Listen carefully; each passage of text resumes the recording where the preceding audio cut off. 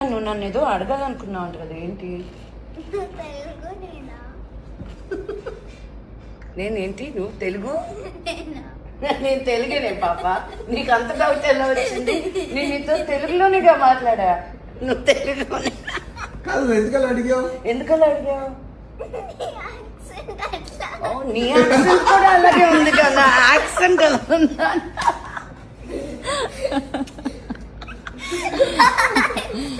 నువ్వు నన్ను ఏదో అడగాలనుకున్నావు అంట కదా, ఏంటి?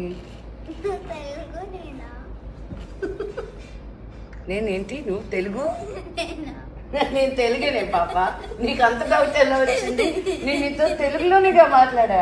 నువ్వు తెలుగులోనే ఎందుకలా అడిగావు?